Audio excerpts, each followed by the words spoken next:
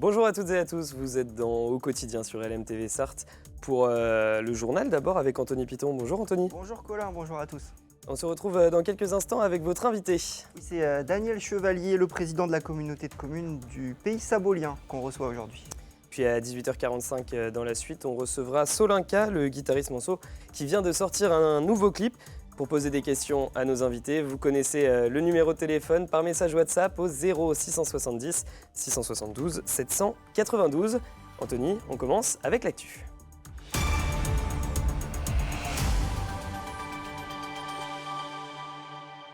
Et au sommaire aujourd'hui, un incendie au foyer de travailleurs handicapés à La Flèche. Heureusement, pas de blessés, mais le bâtiment a été en partie détruit.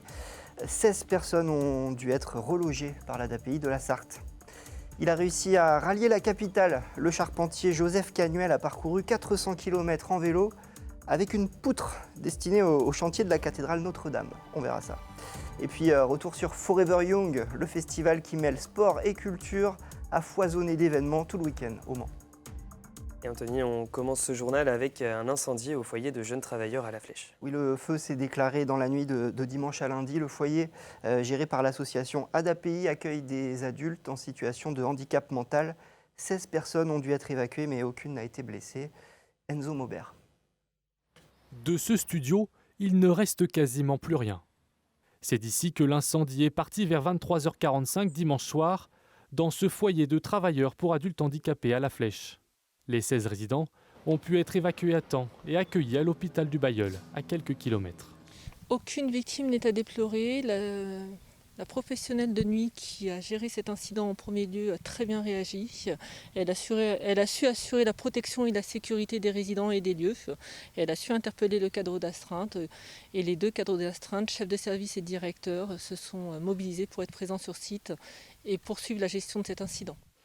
Seule une aile du bâtiment a été touchée par l'incendie. La plupart des résidents pourront retrouver leur logement d'ici quelques jours. Les autres vont être relogés.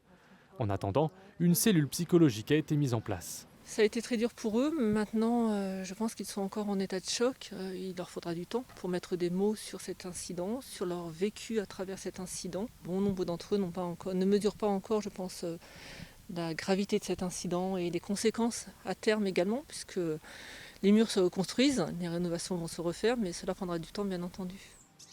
Pour l'heure, l'origine de l'incendie n'est pas connue. Une enquête a été ouverte par la gendarmerie. Et en parlant de gendarmerie, une nouvelle brigade a été annoncée en Sarthe. Oui, une brigade fixe de gendarmerie qui va être installée à Arcenay. L'annonce a été faite par le président de la République lors d'un déplacement dans le Lot-et-Garonne. 238 nouvelles brigades vont voir le jour en France. Celle d'Arcenay, en Sarthe, viendra renforcer les 36 brigades de gendarmerie déjà existantes dans le département. Puis sans transition, Anthony, on vous parlait il y a quelques semaines de Joseph Canuel. Oui, ce charpentier sur le projet Notre-Dame de Paris qui avait pris le pari de rallier la capitale à vélo depuis le Maine-et-Loire avec une poutre destinée à la cathédrale. 400 km en 3 semaines. Il est arrivé ce vendredi à Paris. Retour sur son périple qui avait un seul mot d'ordre, le partage. Colin Ancel. Une haie d'honneur, un salut vigoureux. Joseph Canuel a été accueilli comme une star lors de son arrivée à Paris après 3 semaines de périple. C'était particulier parce que du coup j'étais accompagné quand même de beaucoup de monde. Donc, je dirais c'était une émotion collective de partage, quoi.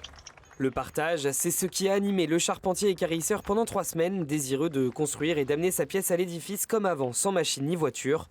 Lorsqu'il était passé en Sarthe et notamment à Arnage, il avait profité de sa venue pour transmettre son savoir à de jeunes élèves. Ça me fait énormément plaisir de partager en fait et d'ouvrir ce projet, de donner envie aux gens, d'être curieux, de savoir comment ça a été fait et éventuellement, pourquoi pas, qu'il y ait des vocations qui naissent. Conseils, réponses, démonstrations, Joseph exprime sa passion et se ravit de la transmettre. Quand je vois les enfants qui sont émerveillés quand je leur donne, en fait, j'ai emmené une petite maquette avec moi qui représente un morceau de Notre-Dame. Quand je les vois assembler les morceaux de bois et tout sourire de produire cette maquette, c'est extraordinaire pour moi. C'est ces moments-là qui sont les plus précieux. Après l'effervescence de l'arrivée à Notre-Dame et de la remise de la fameuse jambette, Joseph Canuel a pris le chemin du retour, toujours sur son vélo. Allez Anthony, il est l'heure de parler avec notre invité, Daniel Chevalier, le président de la communauté de communes du Pays Sabolien. Bonsoir Daniel Chevalier. Bonsoir. On parle aujourd'hui de l'appel à projet que vous lancez dans le cadre du contrat de ville. Des projets peuvent être déposés au service des habitants des quartiers de Montreux et de la Rocade à Sablé-sur-Sarthe. Comment ont été choisis ces quartiers tout d'abord? Alors, il faut préciser le cadre. Ouais. Le cadre est un cadre national sur les contrats de ville. Je peux vous faire un peu d'histoire, Allez-y. mais très rapidement, Allez-y, allez-y. rassurez-vous. L'après-guerre a marqué la France et il a fallu construire énormément. Donc tous ces quartiers hors la ville, ces quartiers de banlieue, ont poussé comme des champignons. Alors je ne vais surtout pas dire n'importe comment, mais avec un urbanisme un petit peu rudimentaire. Ils étaient très bien pour l'époque. Seulement, ils ont provoqué une concentration énorme de population. Et au fur et à mesure du temps, des problèmes sociaux se sont passés dans ces quartiers. Et ça a déjà été dénoncé depuis les années 70, avec les premiers politiques qui les ont bien déterminés. Donc aujourd'hui, l'objectif est de faire que les personnes qui vivent dans ces quartiers aient les mêmes droits, les mêmes accès à la santé, à l'éducation, à la culture que les autres. Donc on amplifie certaines actions pour essayer de rééquilibrer un peu ce qu'ils vivent dans ces quartiers. Et donc ces quartiers, c'est la Rocade et Montreux à Sablé-sur-Sarthe. Quel type de projets peuvent être déposés alors pour ces quartiers? Puisque c'est des projets qui sont déposés directement par des associations notamment ou des habitants. Tout à fait, associations, habitants. Alors des quartiers, des projets qui touchent la culture, par exemple. On a une compagnie théâtrale qui fait participer les habitants des quartiers sur des représentations, remarquables. Là où la compagnie. Ils sont un peu fous, mais ce sont des joyeux fous et qui ont une exigence de faire entrer la littérature dans ces quartiers. Et ça fonctionne très, très bien. Donc, il y a d'autres aussi associations, comme la SASA, qui est une association dont l'objectif est de permettre aux handicapés d'avoir accès au sport. La cravate solidaire aussi intervient sur le quartier dans différentes actions. Et puis, on a aussi des actions dont l'objectif est de permettre à tous de parler le français correctement, ce qui n'est pas forcément facile, et ce qui permet un meilleur accès à l'emploi aussi. Et ça peut être, je crois, aussi des projets environnementaux. Alors, il y a des projets environnementaux, et il y en aura de plus en plus. Il faut accompagner ce changement climatique et c'est un des volets qui sera mis en avant. Projet aussi important, c'est tout ce qui concerne l'égalité entre les hommes et les femmes. On sera très sensible à ce genre de projet. C'est quoi le budget qui est consacré l'an dernier, enfin cette année, en 2023, c'était 130 000 euros. Est-ce que le budget sera en hausse? Vous connaissez des budgets en hausse? Eh bien oui, celui-ci, donc 150 000 euros, 150 000 euros, 100 000 euros de l'Agence pour la cohésion des territoires, le reste de la communauté de communes. Bon, là, il y a une date limite qui est fixée pour déposer ces projets qui seront examinés ensuite, donc c'est le 20 octobre à 17h. Comment après vous choisissez finalement entre tous ces projets qui vous seront présentés? Il y a un comité qui se réunit avec différents acteurs locaux. On a l'habitude, ça fait 7 ans que ça a lieu. Et là, on repart vers un nouveau cycle. Là, on avait fait 2015-2023 et là, 2023-2030. On n'a pas de souci quant au choix.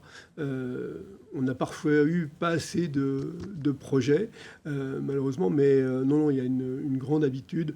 Et puis, on connaît très bien nos acteurs locaux. Merci Daniel Chevalier. Donc les gens peuvent directement déposer les projets. Il y a un site internet, je crois, qu'on va afficher, sur lequel les gens peuvent présenter leurs projets. Merci à vous. Voilà, merci.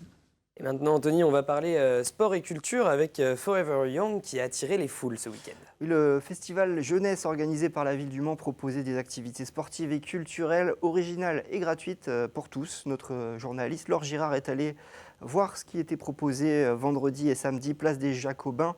Et vous allez le constater, elle n'a pas été déçue par les expériences proposées. Des soirées résolument spectaculaires sur la piste, comme à l'extérieur du Barnum, dédié au sport, place des Jacobins. Avec une première au Mans, une démonstration de trial, amateur et pro. C'est une super vitrine pour la discipline. Pour nous, c'est motivant. C'est une belle organisation, donc c'est super positif pour le sport et pour nous les riders. Le lendemain, sous le même Barnum, place à quelques associations sportives sartoises. Et cerise sur le gâteau, pour quelques passants, des artistes du Tour Vibration Le Mans, un concert organisé en marge de Forever Young, mais peu importe, l'ambiance était partout en ville. Moi c'est Sergio Alejandro et là à côté je te laisse se présenter. Moi c'est King Serenity, on a fait un son All For You, c'est une dinguerie, c'est ça justement. Donc c'est pas mal. Ouais c'est ça, c'est ça. Nous on est comme ça, on est assez simple, on aime bien se balader, et donc on connaissait même pas la ville, donc on est venu un peu visiter. Tout à l'heure on sera là-bas, devant 50 000 personnes, donc c'est incroyable, on est très très heureux. Le spectacle est donc au rendez-vous, avec la volonté de faire participer les jeunes, la cible de l'événement. Ça marche très bien, c'était déjà le cas mercredi au Sablon et aux Glonnières, ça a très très bien fonctionné. Et puis la tyrolienne, puisqu'il faut un peu de sensations fortes, a fait son petit effet. Tu te sens comment là avant de descendre en tyrolienne? Moyen. Pourquoi? Je sais pas, c'est pas tous les jours que je fais ça. La première fois, ouais, j'ai quand même une petite appréhension, mais non, c'est très abordable, ça va vite et on se sent quand même en sécurité. On confirme, le cœur bat un peu plus vite en tyrolienne.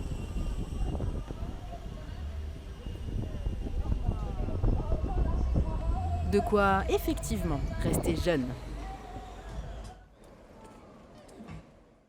Et puis Anthony, pour finir ce journal, un mot d'un événement qui se déroulera du 5 au 16 octobre, la fête de la science. Oui, et cette année, c'est le thème du sport qui a été choisi pour cette 32e édition, conséquence de la Coupe du Monde de rugby en ce moment en France et des Jeux Olympiques de Paris en 2024. À noter 2 villages des sciences, le premier à Sablé-sur-Sarthe ce week-end des 8 et 9 octobre et le week-end suivant à l'Abbaye de l'Épau, près du Mans.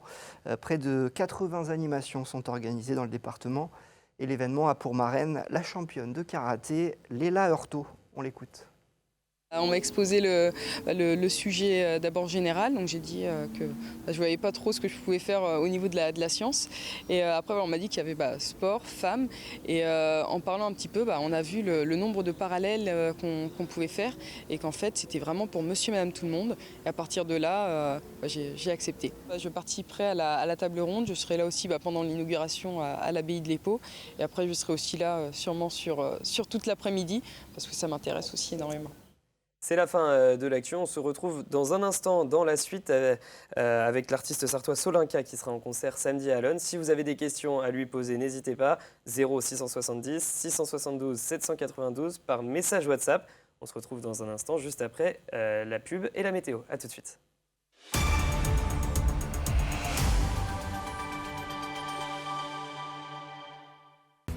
Votre programme avec la charcuterie Côme, engagé avec 40 éleveurs indépendants dans le développement du territoire.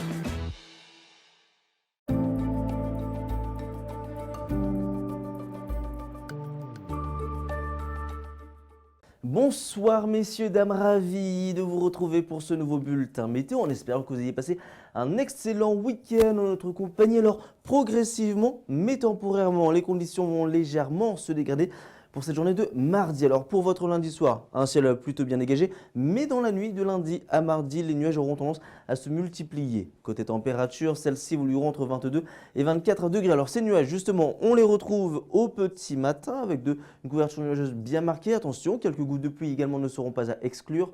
Côté température, celles-ci évolueront entre 13 et 15 degrés au lever du jour. 13 degrés du côté de Mamers, 14 à Alençon, au Mans ou encore pour la Ferté-Bernard et pour la Chapelle-aux-Choux. 15 degrés pour Sablé-sur-Sarthe.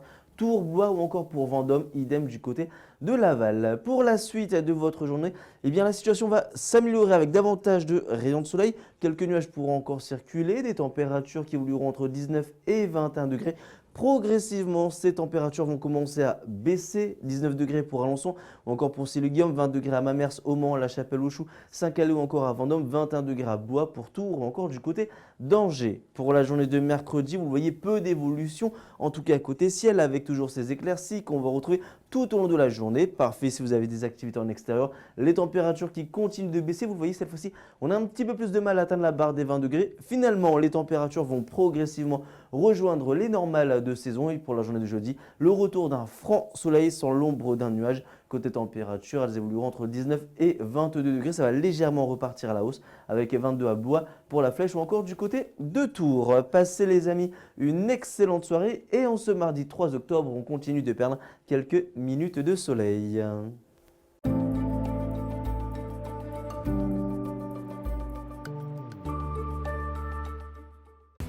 Votre programme avec la charcuterie Com, engagé avec 40 éleveurs indépendants dans le développement du territoire.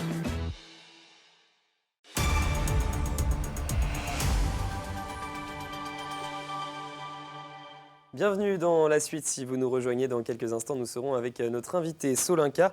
Mais avant, nous allons voir la qualité de l'air avec notre partenaire Air Pays de la Loire. Et la bonne nouvelle, c'est que ça va s'améliorer parce que l'indice de qualité de l'air était dégradé ce lundi sur la Sarthe à cause de formation d'ozone dans l'air sous l'effet du rayonnement du soleil.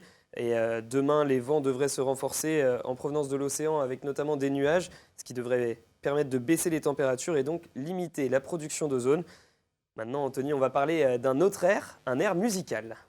Bonsoir Solinka. Bonsoir. Alors je propose, avant qu'on commence, déjà de regarder un extrait de votre clip là, qui est sorti il y a quelques jours. Ça s'appelle Trémé l'Adème. On regarde et puis après on en parle.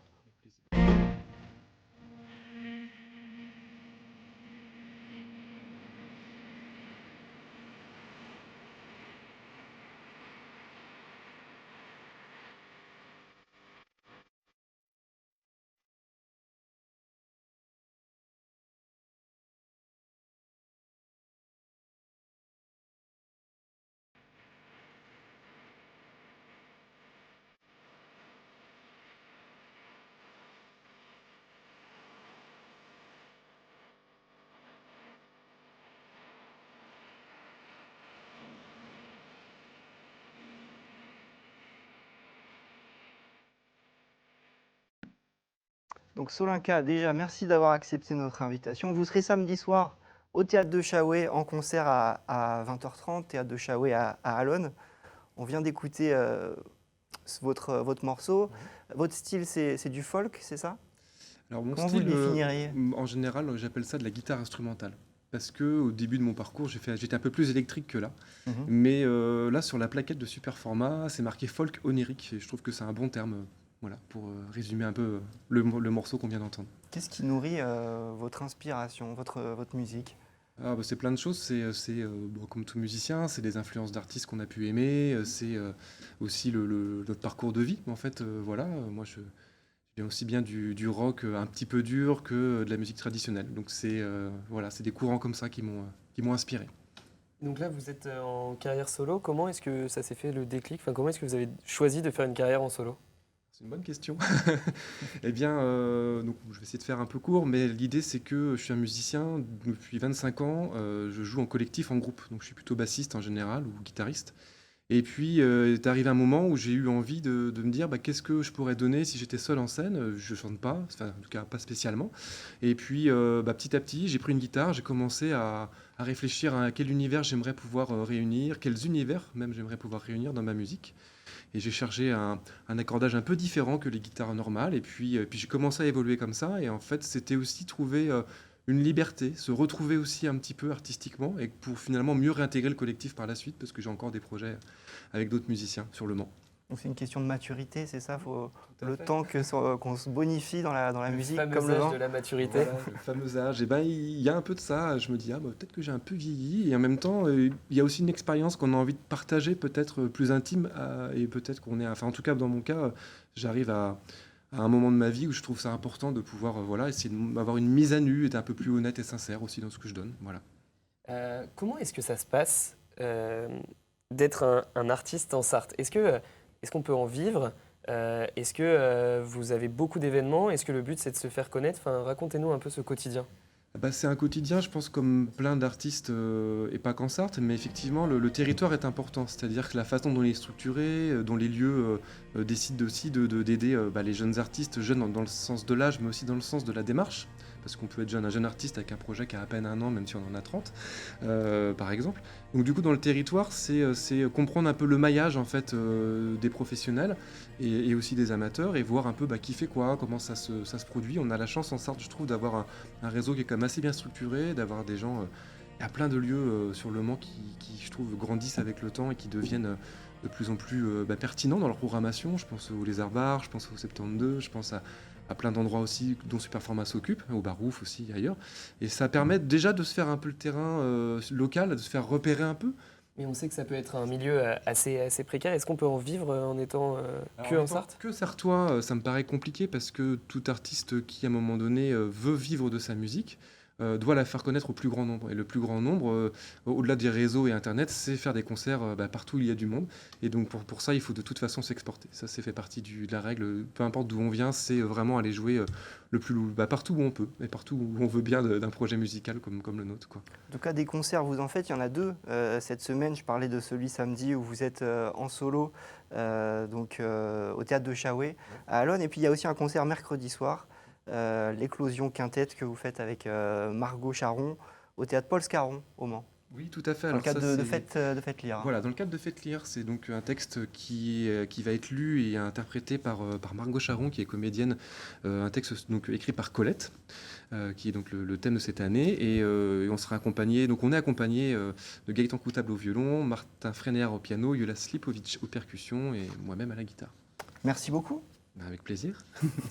Merci d'être venu sur notre plateau. Au quotidien, c'est terminé. Lundi, demain, Au quotidien, mardi, nous recevrons Grégory Chaquin qui viendra nous parler du Salon du Livre et La Sarthe en s'amusant, un livre de jeu sorti chez Libra Diffusio. Si vous avez des questions, c'est sur WhatsApp que ça se passe, par message au 0 670 672 792. Et qu'est-ce qu'on regarde ce soir, Colin? Eh bien, tout de suite, c'est 72 Sports, présenté par Antoine Besson et préparé par Amoun Chamsoudine, avec un retour donc sur le Mans FC, mais également un invité prestigieux, Dominique Chauvelier, participant au JO de 1992. Et on en parlera avec lui dans quelques instants. Et puis à 20h, on parle santé, je crois. On parle dans la santé d'abord, on prendra soin de notre petit cœur. Voilà, c'est le programme de cette soirée. Merci à toutes et à tous de nous avoir suivis. À demain, ce mardi à 18h30 sur LMTV. Bonne soirée.